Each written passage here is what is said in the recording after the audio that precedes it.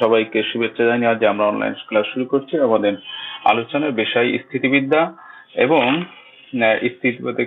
স্থিতিবিদ্যার কিছু থিওরি সম্পর্কে আমরা আলোচনা করব আজকে।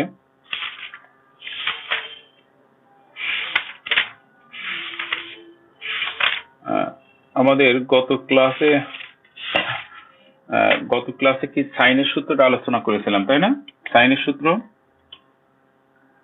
হ্যালো, আচ্ছা আচ্ছা, সাইন, নাও সাইনের শর্ত হচ্ছে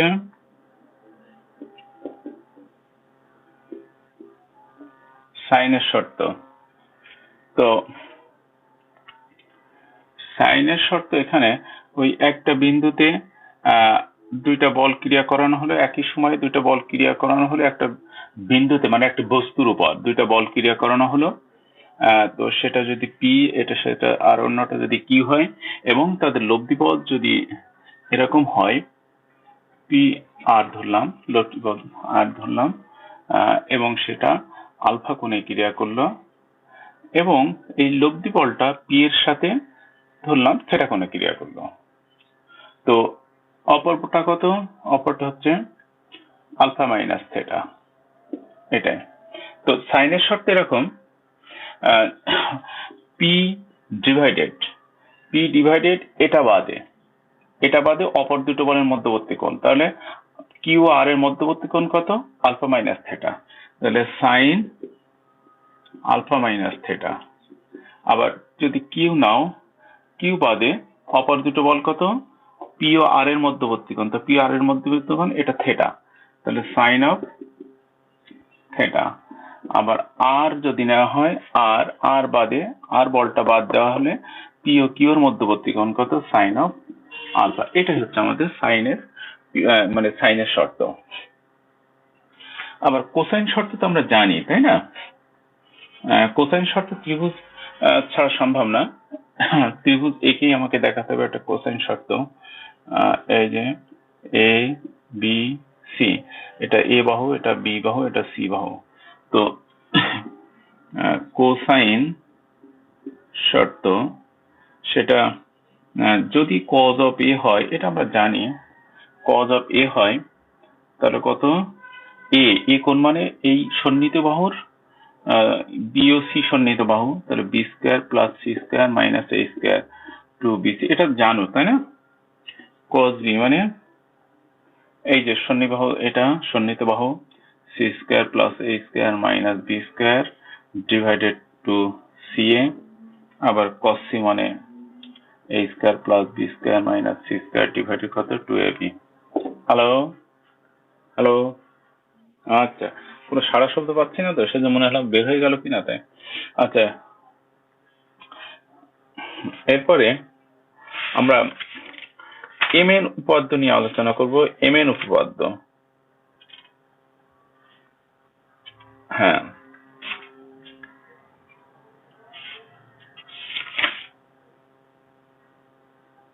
আচ্ছা, বল সংযোজনের ত্রিভুজ সূত্র তো আমরা জানি, তাই না? জাস্ট ভেক্টর শর্তটা, বল সংযোজনের ত্রিভুজ সূত্র, বল সংযোজনের ত্রিভুজ প্রথমেই বলা উচিত ছিল ত্রিভুজ সূত্র। সেটা কি? একই বিন্দুতে দুইটা বল ক্রিয়ারত হলে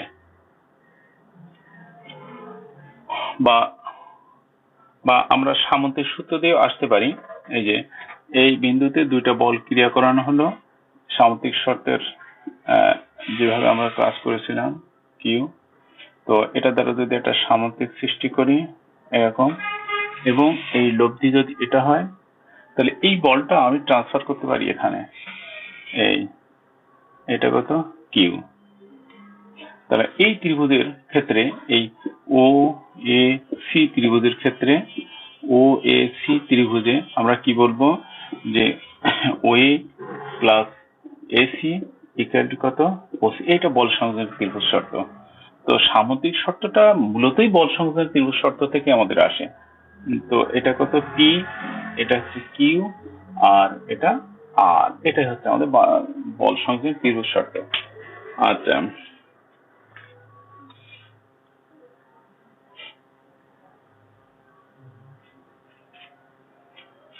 আচ্ছা এখানে আরেকটা বলা যায় বল সংযোজনের বহুভুজ শর্ত। বল সংযোজনের বহুভুজ শর্ত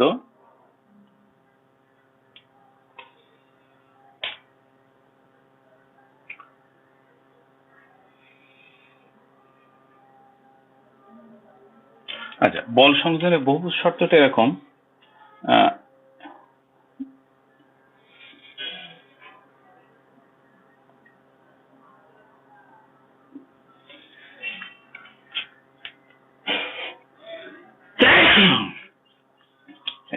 ও A B C D E এরকম যদি থাকে তাহলে বলগুলো ঠিক এইভাবে যায়, এইভাবে যদি যায়, এইভাবে যায়, আর এটা গেল এইদিকে, তাহলে একই বিন্দুতে একাধিক বলগুলোর সমষ্টি ওই বিন্দুতে বিপরীত দিকে বলের সমান।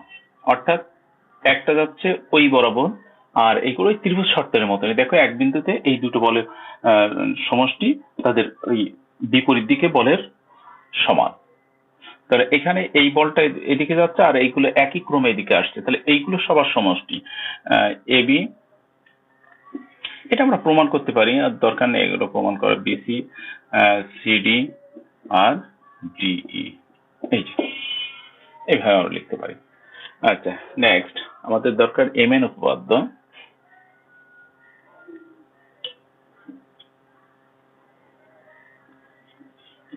এটা খুব ভালো করে দেখবা, এম এন উপপাদ্য।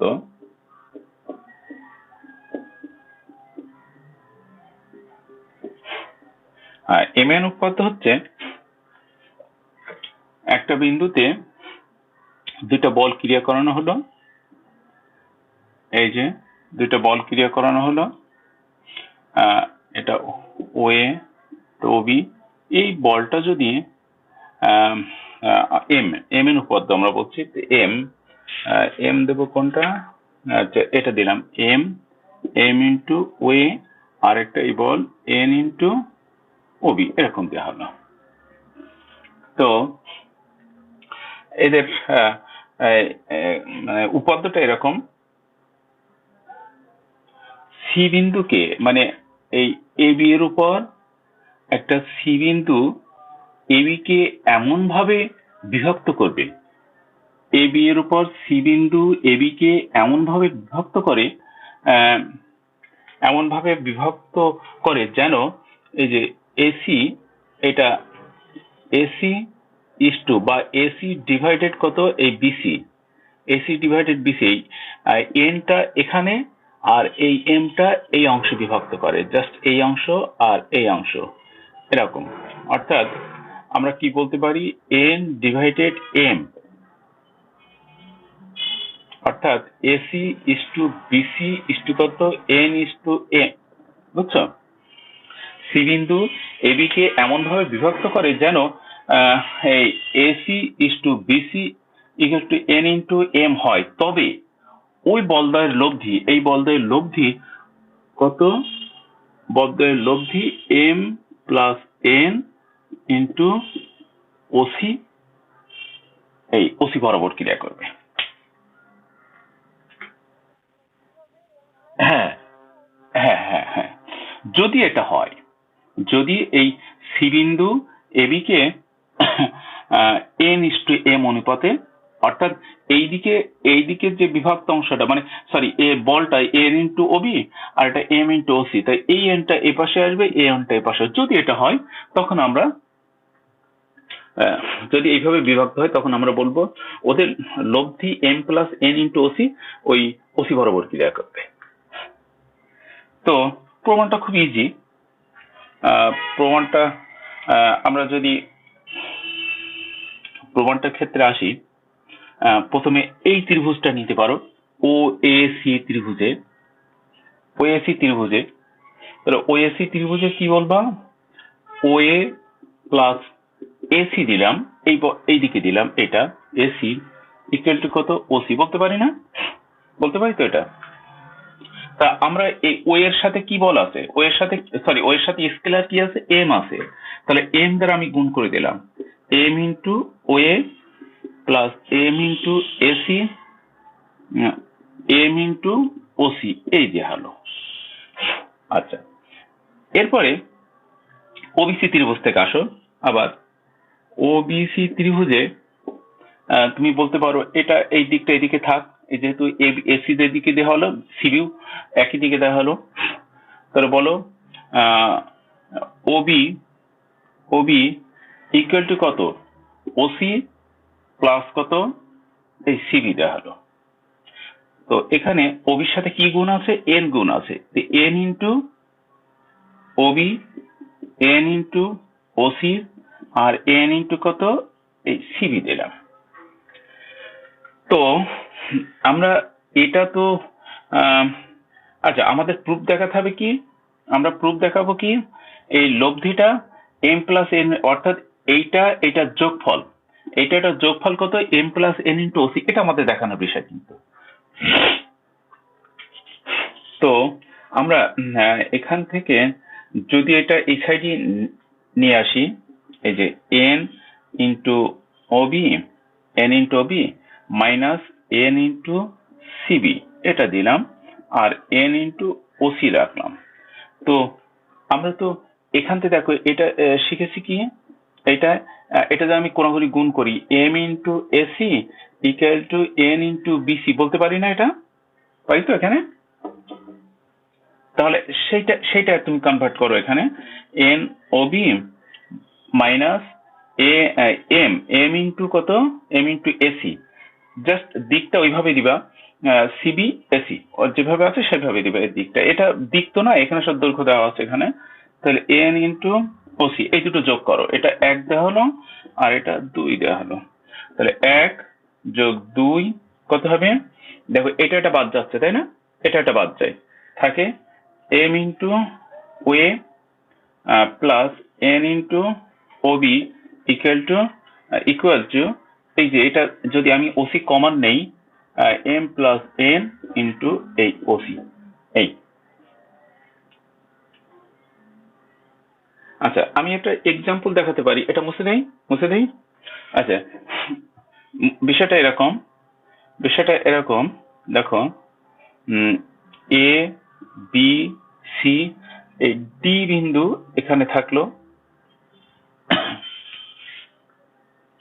ডি বিন্দু যদি এই ডিটা যদি বিসি এর মধ্যবিন্দু হয়, ডিটা যদি বিসি এর মধ্যবিন্দু হয়, খেয়াল করো মধ্যবিন্দু হয়, আর এই বলটা এ বি আর এই বলটা কত এসি, তখন তুমি কি বলবা, আমার এডিটা এই এডিতে আসতে হবে, তখন আমি বলতে পারি এ বি প্লাস কত AC equal to A B এর সহগ কত 1 না, এখানে এ বি এর সহগ 1 না, আর এসি এর সহগ 1, তাহলে আমি কি বলবো 1 প্লাস 1 ইন্টু কত এডি, 1 প্লাস 1 ইন্টু এডি, অর্থাৎ AB plus AC equal to 2 into AD. আমরা অঙ্কে এই জিনিসগুলো সরাসরি দেখানোর চেষ্টা করবো, ঠিক আছে?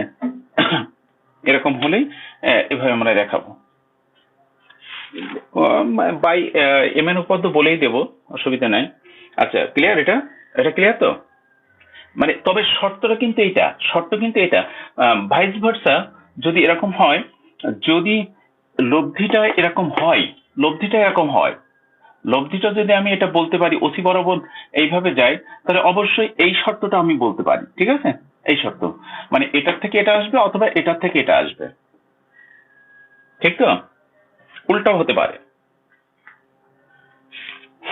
আচ্ছা, কি খারাপ যাচ্ছে, নেট খারাপ যাচ্ছে নাকি?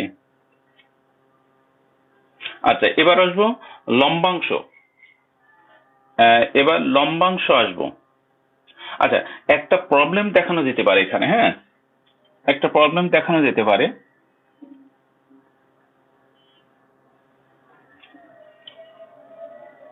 জাস্ট কিভাবে প্রবলেমটা আসে সেটা আমি বলছি।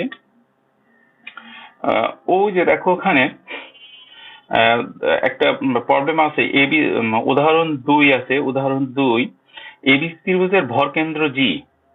একটা এবিসি ত্রিভুজ, এবিসি ত্রিভুজের ভর কেন্দ্র, ভর কেন্দ্র কাকে বলে? ভর কেন্দ্র কাকে বলে? মধ্যমাত্রয়ের ছেদ বিন্দু হচ্ছে ভর কেন্দ্র।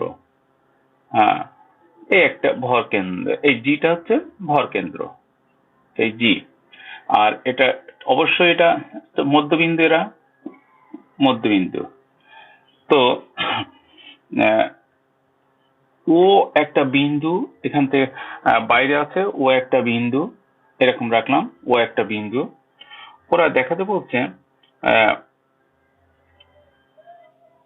ডিটা, ডি বিসি এর মধ্যবিন্দু, ও জাস্ট এই ডিটা বিসি এর মধ্যবিন্দু ওরা দেখাতে বলছে। ওরা বলছে ডি ওয়ে ওবি ওসি বলতরের লব্ধি। ও আহ, প্রশ্নটা এরকম, এবিসি ত্রিভুজের ভরকেন্দ্র জি হয়, তবে দেখাও যে ও বিন্দুতে কার্যরত ওয়ে ওবি ওসি বলতরের লব্ধি 3 × ওজি হবে। 3 × ওজি, জাস্ট ওয়ে, তারপরে কত, এটা বি যদি হয়, এই ওবি,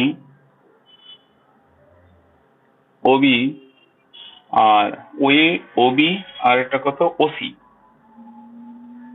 এই তিনটা বলের লব্ধি 3 × ওজি। 3 × ওজি এইভাবে আমরা দেখাবো, 3 × ওজি। তাহলে একটু মুছে দেয়, এগুলো আমাদের আপাতত আচ্ছা থাক, এগুলো প্রয়োজন হলে আমরা লিখবো। 3 × জি আমাদের দেখাতে হবে OA plus OB plus OC equal to 3 × OG, এটা আমাকে দেখাতে হবে। তো এট ফার্স্ট আমরা কি করব, তোমার এই ত্রিভুজে আসি, ও বি সি ত্রিভুজে আসি।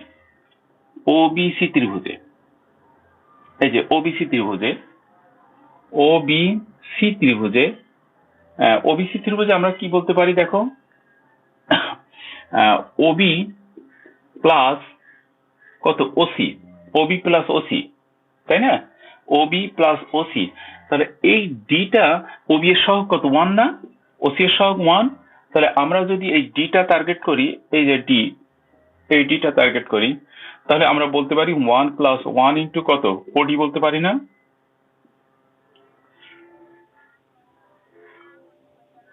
আচ্ছা, বলতে পারি। তাহলে কত, Obi plus OC equal to 2 × ওডি বললাম। এখন এর সাথে আমি আমাদের অজানাটা কি, এইটা এইটা আমাদের মানে জানার দরকার। তাহলে আমি ওয়েটা যোগ করে দিলাম, ওয়ে প্লাস কত ওবি প্লাস ওসি আর ওয়ে প্লাস কত 2 × ওডি, এটা দিলাম, তাই তো? জাস্ট এখন ওয়ে এর সহগ কত 1, ওয়ে এর সহগ 1, তাই না? তাহলে ওয়ে, এই যে ওয়ে আর ওডি, আমার বল কয়টা বাকি আছে, আর আর কয়টা বল বাকি আছে? আমাদের দেওয়া ছিল ওয়ে ওবি ওসি, তাহলে আমরা ওবি আর ওসি নিয়ে কাজ মানে শেষ করলাম। তাহলে আমার বাকি আছে এই ওয়ে বলটা আছে, আর এই যে কি পেয়েছো, এই যে ওডি, যেটা ওডি বলটা আমরা এখানে নেওয়া হয়েছে, এই ওডি, এই দুটো বাকি আছে। মানে লব্ধি তো গ্রাজুয়ালি যেতে হয়, যে কোনো জায়গায় লব্ধি। ধরো উম, তোমার এখানে অনেকগুলো বল আছে, এরকম অনেকগুলো বল আছে এমন করে। তো তুমি কি করবা, এর লব্ধি বের করতে হলে গ্রাজুয়ালি দুটো দুটো করে আসতে হয়।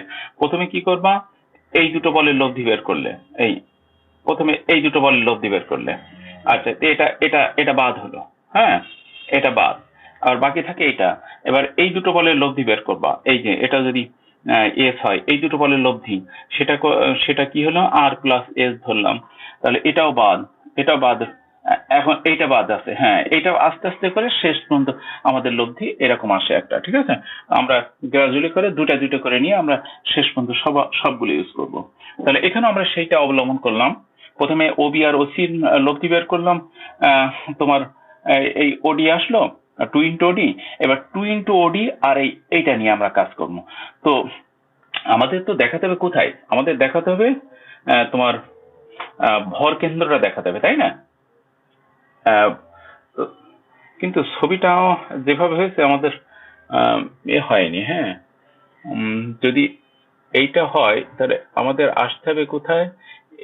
ও হয়েছেই তো, আমরা বলতেই পারি এই যে এই যোগ করলাম, এই যে যোগ করলাম এটা, তাই তো? এই যে ওডি। দেখুন ও এডি ত্রিভুজে আসো, এই যে এখান থেকে বলতে পারি, বা এখানেই বলো ও এ ডি ত্রিভুজে, ও এডি ত্রিভুজে দেখো ও এ প্লাস কত 2 * ওডি, 2 * ওডি, তাহলে এদের লব্ধিটা কত হবে? 1 + 2 * কত? ওডি না? বলতে পারি?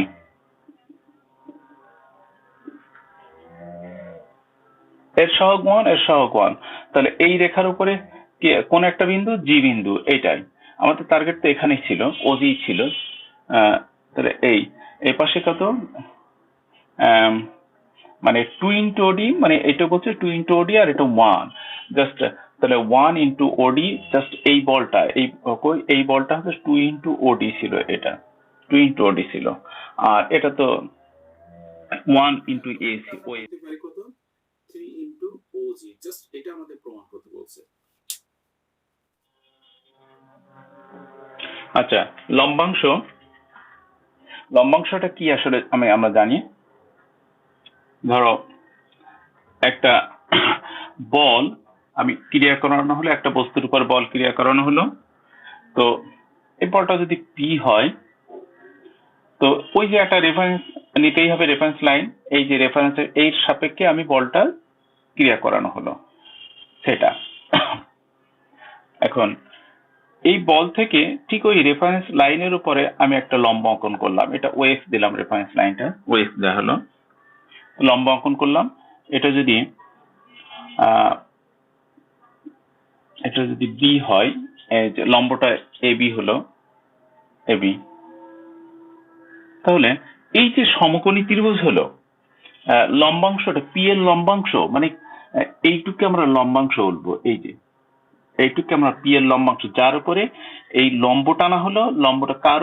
এই রেফারেন্স লাইনের উপরে যতটুক লম্ব টানা হলো, এই লম্ব যে পরিমাণ অংশ কর্তন হলো, এটাই হচ্ছে লম্বাংশ, কার? পি এর লম্বাংশ। আবার তুমি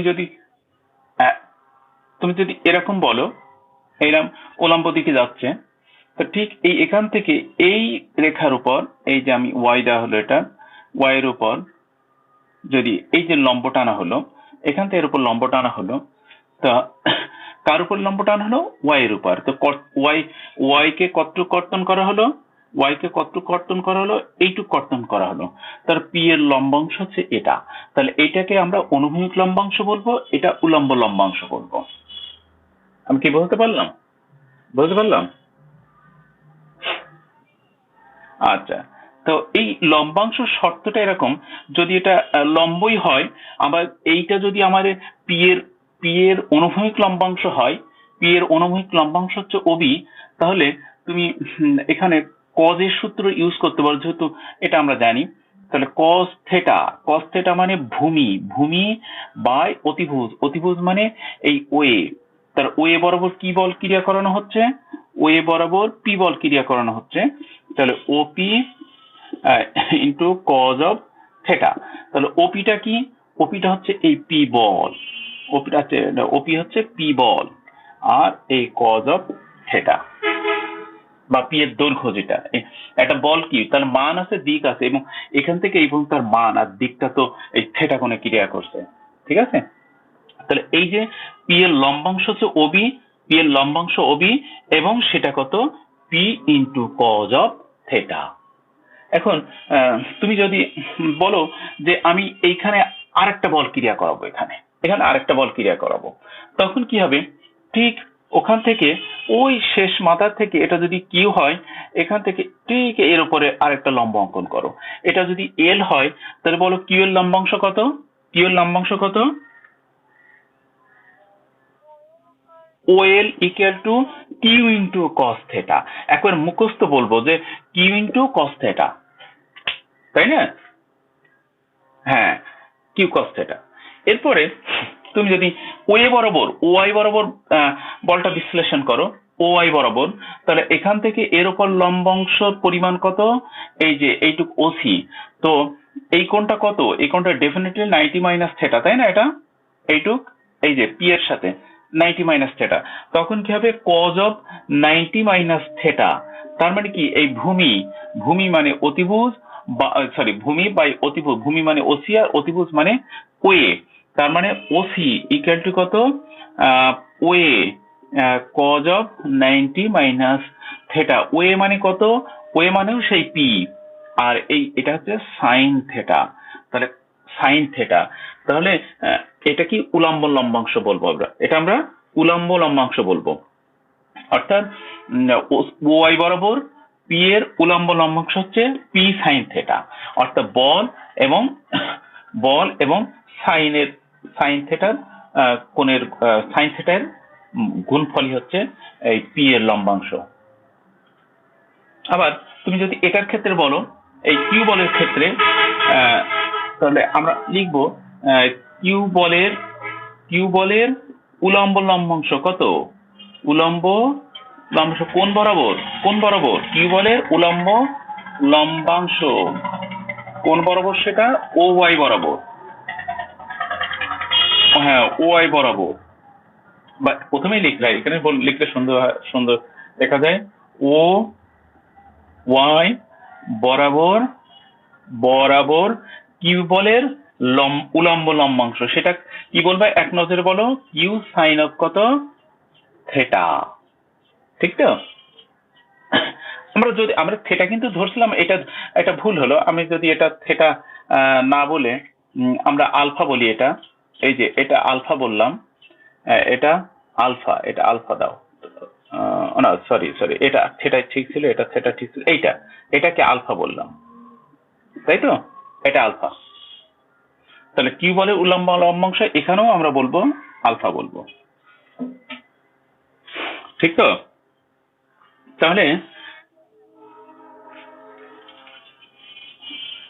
এখন আমরা তোমার একটা থিওরি নিয়ে আলোচনা করব। সেটা কি? এই ও বিন্দুতে ওএক্স বরাবর একটা পি বল দেওয়া হলো, এটা কিউ বল,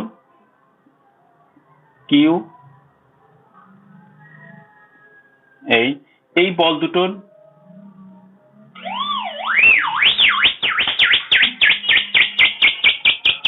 বন্ধ আর যেন না হয়। হ্যাঁ, একটা সামুদ্রিক তৈরি করলাম, বুঝছো?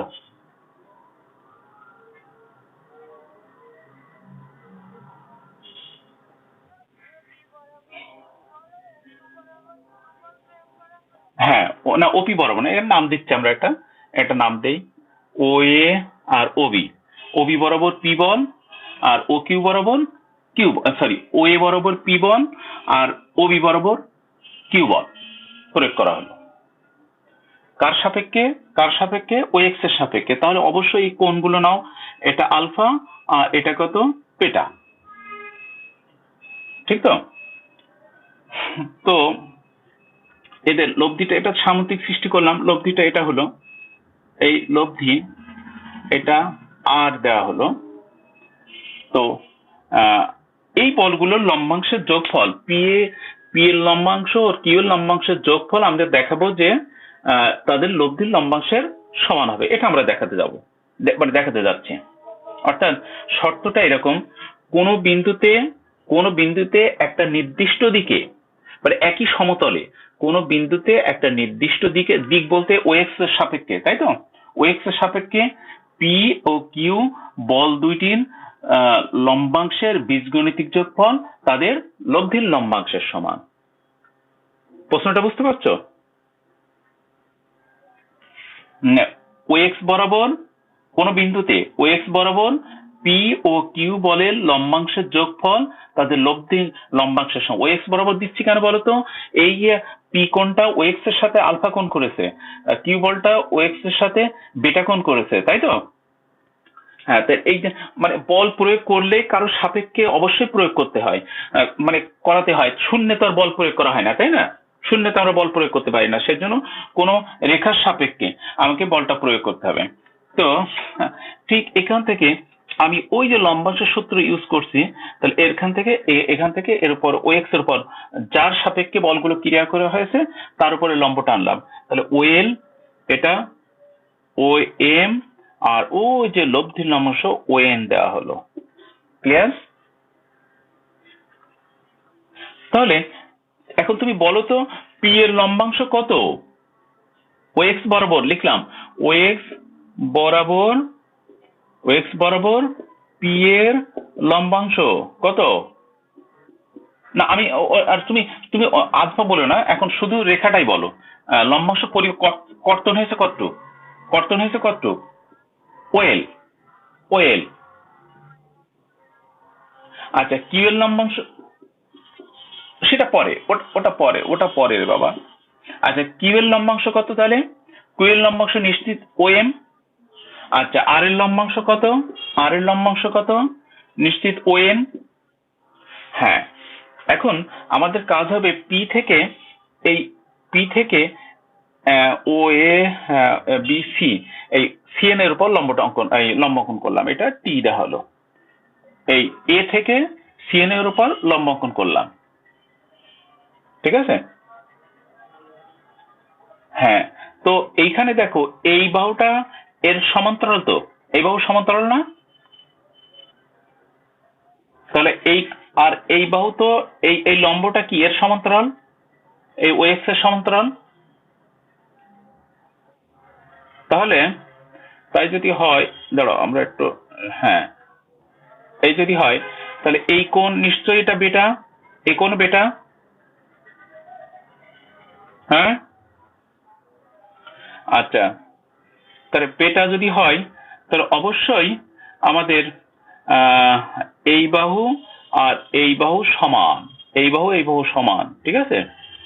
এই বাহু সমান হলে আমি বলতে পারি যে এটি ইকুয়াল টু কত, এল এন, এটাও সমান বলতে পারি।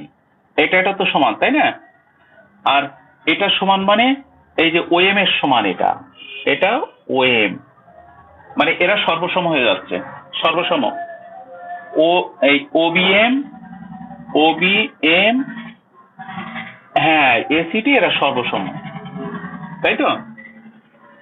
আচ্ছা, আমার উদ্দেশ্য হচ্ছে এইটা সমান এটা দেখানো এবং ওএম দেখানো। আমি সেটা দেখাতে পারলাম।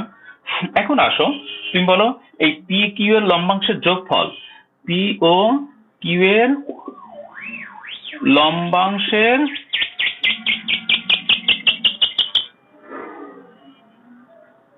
পি ও কিউ এর লম্বাংশের যোগফল,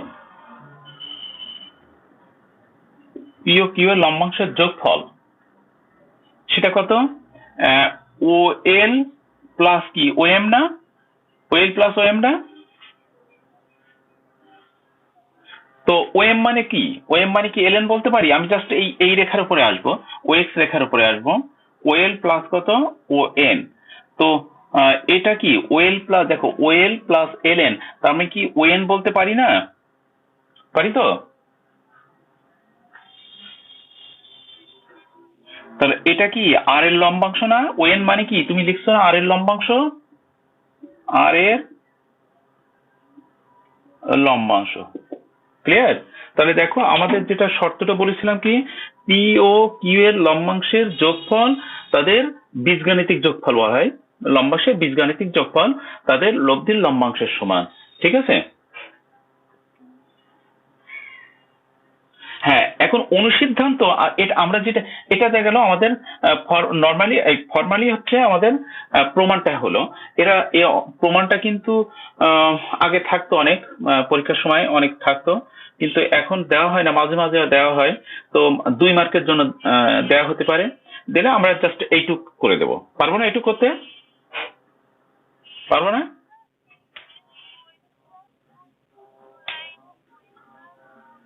ও, এটা এটা এটা কি ওএমটা কি এলএন? সরি ভুল লিখছি, এটা এলএন, এটা এলএন না, ওএম সমান এলএন। OM সমানে ln। তো তাহলে এখন অনুসিদ্ধান্তটা কি? অনুসিদ্ধান্ত হচ্ছে অনুসিদ্ধান্ত ওই যে আমরা আগে যেটা শিখলাম, পি এর লম্বাংশ কত? পি এর লম্বাংশ কত? পি কজ অফ কত? এই যে আলফা, তাই না? তারপরে কিউ এর লম্বাংশ কত? কিউ কজ অফ কত? বিটা। হ্যাঁ, ওই ও এক্স এর সাথে যে কোণ করেছে। আর এই আর এর লম্বাংশ কত? ও এক্স এর সাথে মনে করে থেটা কোণ করলে এটা, তাহলে আর কজ অফ থেটা। ঠিক আছে, আর কজ অফ থেটা।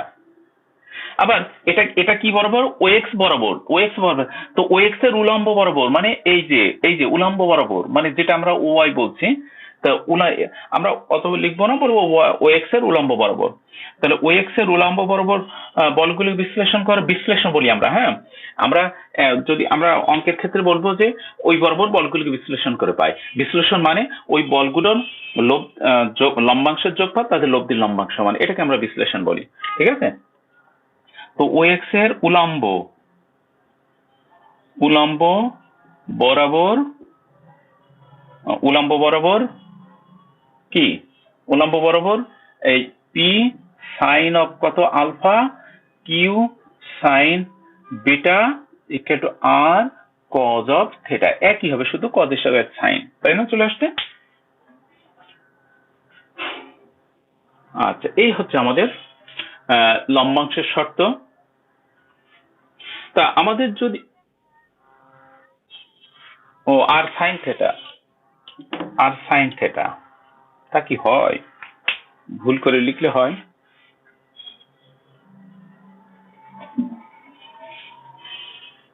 হয়েছে? আচ্ছা, এই যে মোটামুটি আমাদের থিওরি শেষ। এখন আমরা এটা আরেকভাবে বলা যায়, স্থূল কোণে, এটার জন্য সূক্ষ্ম কোণে দেওয়া হয়েছে। তো আবার স্থূল কোণে দেওয়া হয়, আমি আর ওটা দিচ্ছি না আপাতত। আমাদের খুব বেশি দরকার লাগবে না, স্থূল কোণ হলে আমরা সরাসরি বলবো। আচ্ছা, এখন এগুলো কিন্তু এই শুধু দুইটা বলের জন্য সীমাবদ্ধ না, একাধিক বল হতে পারে। একাধিক বল যেমন এই ও এক্স এর সাপেক্ষে এ একটা বল হলো, এ একটা বল, এ একটা বল, এ একটা বল। তাহলে কতগুলো বল হয়েছে এখানে? এখানে কতগুলো বল হলো? একটা, দুটা, তিনটা, চারটা। তাহলে এটা পি, এটা কিউ, এটা আর, এটা এস, এইগুলো বল। তো এদের একটা লব্ধি তো থাকবেই, তাই না? বল তো একটা বিন্দুতে বল প্রয়োগ করা হলো, এদের লব্ধি থাকতেই হবে, তাই না? সেই লব্ধিটা আমি ধরলাম এই যে এরকম হলো, এফ বল ক্রিয়া করলো। তো আমার প্রতি ক্ষেত্রে ওই একই ভাবে আসতে হবে যে এই বলগুলো পি কিউ আর এস বলগুলোর লম্বাংশের যোগফল তাদের লব্ধির লম্বাংশের সমান। এটা হচ্ছে আমাদের সার্বজনীন। আমরা তো দুইটা বিন্দুর ক্ষেত্রে দেখানো হয়েছে ওখানে, সেখানে একাধিক বিন্দুর ক্ষেত্রে আমরা বলতে পারি যে এই বলগুলোর লম্বাংশের যোগফল তার লব্ধির লম্বাংশের সমান। তাহলে এইটা যদি পি এই ও এক্স এর সাপেক্ষে, তাই তো? পি যদি ও এক্স এর সাথে আলফা 1 হয়, আলফা 1, কিউ যদি ও এক্স এর সাথে আলফা 2 হয়, আর যদি ও এক্স এর সাথে আলফা 3 হয়, আর এটা যদি ও এক্স এর সাথে আলফা 4 হয়, এবং এফ ও এক্স এর সাথে থেটা কোণ করলো, তাহলে তুমি ও এক্স বরাবর বলগুলি বিশ্লেষণ করে কি পাবা? F cos of theta, P cos of alpha 1, তারপরে কিউ কজ অফ আলফা 2, আর কজ অফ আলফা 3, আর কত এস কজ অফ কত আলফা 4। এই যে আবার উলম্ব বরাবর ও এক্স এর উলম্ব বরাবর যদি বিশ্লেষণ করো, সেক্ষেত্রে পাবা F sine of theta, P sine of কত আলফা 1, কিউ সাইন অফ কত আলফা 2, আর সাইন অফ কত আলফা 3, আর কত এস সাইন অফ কত আলফা 4। এইভাবে আমরা বলগুলো বিশ্লেষণ করতে পারি। ক্লিয়ার? এখন আমরা অঙ্কে আসতে পারি। পরস্পর 60 ডিগ্রি কোণে কার্যরত দুইটি সমান বলের লব্ধি। তাহলে দুইটি সমান বল, এ একটা বল হলো, এ একটা বল, এই দুটো সমান বল, একটা পি আর একটা পি, তাহলে এদের লব্ধিটা কেমন হবে মনে আছে? এদের লব্ধিটা এই 60 ডিগ্রি কোণে কার্যরত হলো। তাহলে পরস্পর পরস্পর দুটি সমান বলের লব্ধি আমরা কি জানি? আর ইকুয়াল টু, মনে পড়ে, 2p cos of alpha by 2, মনে পড়ে? তাহলে কত? এই যে 2r মানে কি লব্ধি কি দেওয়া আছে? বলের লব্ধি 3√3 দেওয়া আছে, আর পিটা দেওয়া নাই, আর আলফাটা দেওয়া আছে 60, তাহলে 60/2। তাহলে তুমি কি বলবা? এটা √3 2p cos অফ 30, cos 30 কত? √3/2। তাহলে 2 বাদ, এই √3 বাদ, তার মানে p মানে 3, তাহলে সমান বলদয় কত? সমান বলদয় কত? অনলি 3 ও 3, তাই তো? কোন বিন্দুতে ক্রিয়ারত পি কিউ মানের দুইটি বলের লব্ধি পি বলের দিকের সাথে 60 ডিগ্রি কোণ উৎপন্ন করে, এবং পি বলটিকে দ্বিগুণ করলে উক্ত কোণ 30 ডিগ্রি হয়। পি কিউ এর অন্তর্ভুক্ত কোণ নির্ণয় করো। অর্থাৎ এই একটা বল আর একটা হচ্ছে পি বলের দিকের সাথে 60 ডিগ্রি কোণ উৎপন্ন করে। ডেফিনেটলি হয়তো বলটা এরকম যাচ্ছে, এরকম। আমরা একটু ছোট করে নেই, নাহলে আমাদের জায়গা পাবো না এখানে। এটা পি আর এটা কিউ, দুইটা বল। তো আমরা যদি সামুদ্রিক তৈরি করি একটা, এই, তাহলে এদের লব্ধিটা এই যে এখানে 60 ডিগ্রি, ওরা বলছে 60 ডিগ্রি কোণ করলো, এটা এই লব্ধি 60 ডিগ্রি কোণ করা হয়েছে। তো কোণ যেহেতু দেওয়া আছে, তাহলে আমরা কোণের শর্ত ইউজ করব। লব্ধি থাকলে লব্ধি শর্ত ব্যবহার করব। তাহলে কোণের শর্ত কি? আমরা এইটা মধ্যবর্তী কোণ আলফা আমি ধরে নিলাম। তুমি প্রথমেই ধরে নিবা এই যে ও বিন্দুতে আলফা কোণে ক্রিয়ারত পি ও কিউ, এটা যদি পি হয় আর কিউ, পি ও কিউ বলদের লব্ধি কত? লব্ধি আর, যা পি এর দিকের সাথে 60 ডিগ্রি কোণ উৎপন্ন করে। লেখাটা এরকম হবে, লেখাটা সবসময় এরকম হবে। মনে করি ও বিন্দুতে, মনে করি একটাই লিখে দেয়, শোনো, বিন্দু, ও বিন্দুতে বল দুটো ক্রিয়া করবা। ও বিন্দুতে কোণ বরাবর? আলফা কোণে। ও বিন্দুতে আলফা কোণে ক্রিয়ারত পি ও কিউ বলদ্বয়ের লব্ধি আর, যাহা পি এর দিকের সাথে, পি বলের সাথে না, পি এর দিকের সাথে, পি বলের দিকের সাথে কত? 60 ডিগ্রি কোণ করে, 60 ডিগ্রি কোণ উৎপন্ন করে। এই, তাহলে আমাদের লব্ধি যেহেতু দিক দেওয়া আছে, লব্ধির দিক, তাহলে আমরা অবশ্যই tan 60, ট্যানের সূত্র ইউজ করব। তাহলে কত?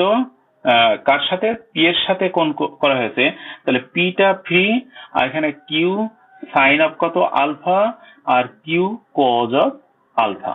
তো এই tan 60 মানে কি?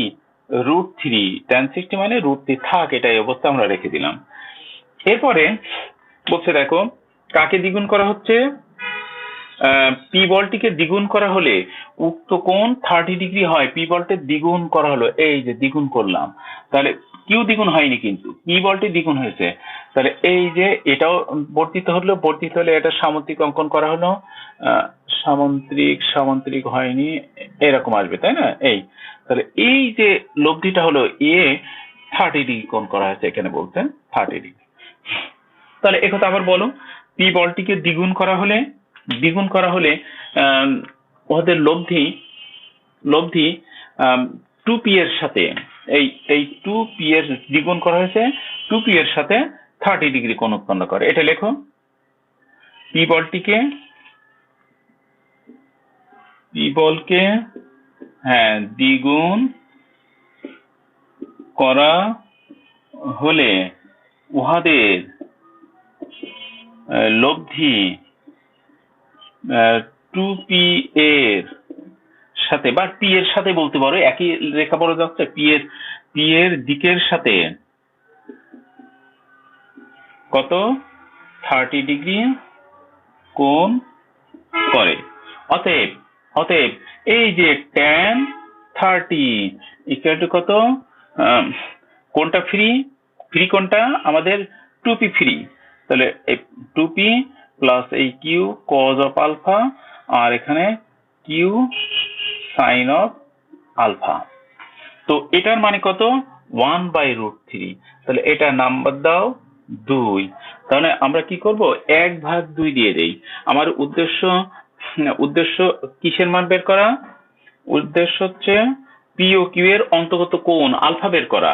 তাহলে আলফা বের করতে হলে এই যে সাইন আলফা কজ আলফা সম্পর্কে জানতে হবে, না হলে আমরা বের করতে পারবো না। তো আমরা এটা মুছে দিই এগুলো।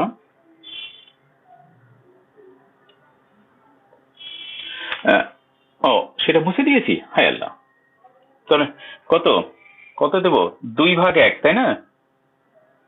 এই যে এটা tan 60 সমান কত ছিল, Q sine of alpha divided কত P plus Q cos of alpha, এটা ছিল মানে √3, এটা আমরা 1 দিয়েছিলাম। তাহলে আমরা 1/2 দেওয়া হলো, 1 কত 2। তাহলে এখানে 1/2 করলে কি হচ্ছে দেখো, Q sine alpha divided P plus Q cos alpha into, ভাগ তো ইন্টু করে দিলাম, তাহলে উপরে থাকে 2p plus Q cos alpha divided Q sine alpha equal to কত, উপরে √3, আবার এটাও √3 চলে আসে। তাহলে আমাদের এটা বাদ এবং কোণাগুণি গুণ করে দেই, এটা মানে কত 3, কোণাগুণি গুণ করো। তো 2p plus Q cos alpha আর এখানে 3p plus 3q cause of alpha. তো আমরা 2p টা পাশে নিয়ে আসি, অনলি p হয়, আর এটা ওপাশে গেলে কত হয়, 2q cos of alpha implies cos alpha মানে কত মাইনাস p বাই কত 2q। এটা আমাদের একটা কন্ডিশন আসলো। এখন এই কজ আলফার মান তুমি এখানে বসাও, 1 অথবা 2 এর যে কোনো জায়গায় বসাও। তাহলে আমরা 1-ই বসানোর চেষ্টা করি। কজ আলফা সমান মাইনাস p/2q, কোথায় 1 নং এ বসাই। তাহলে কি হচ্ছে, কিউ সাইন আলফা ডিভাইডেড এই p plus Q cos alpha মানে কত মাইনাস p কত 2q, তাহলে কিউ বাদ, আর এখানে কত এই যে √3, কিউ বাদ। তাহলে এবার এটা মুছে দেই।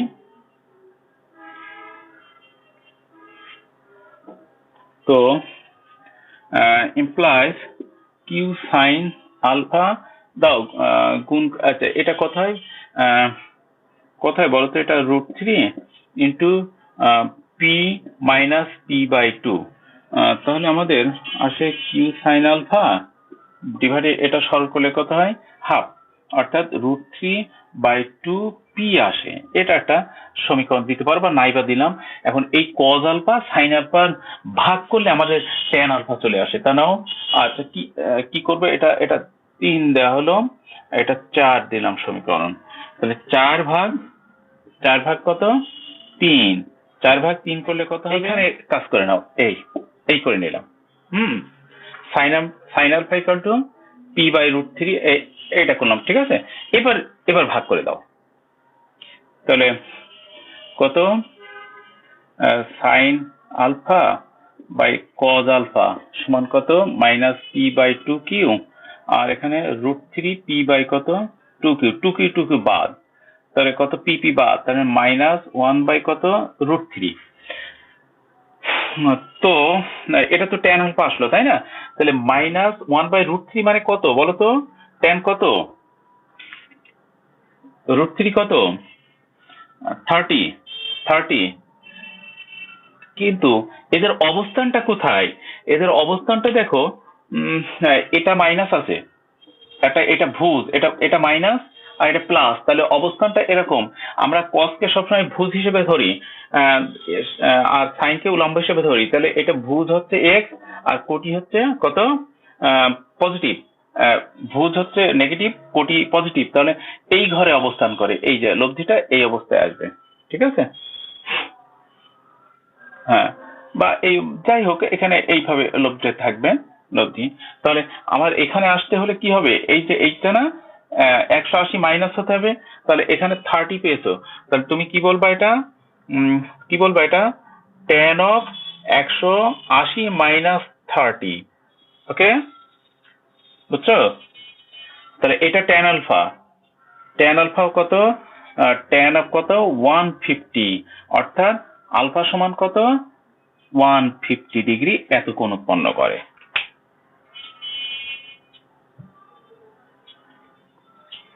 হ্যাঁ, এই হচ্ছে আমাদের বিষয়। তো আর ভালো লাগছে না, আজ থাক। হুম। তো সবাইকে শুভেচ্ছা আগামী ক্লাসের জন্য।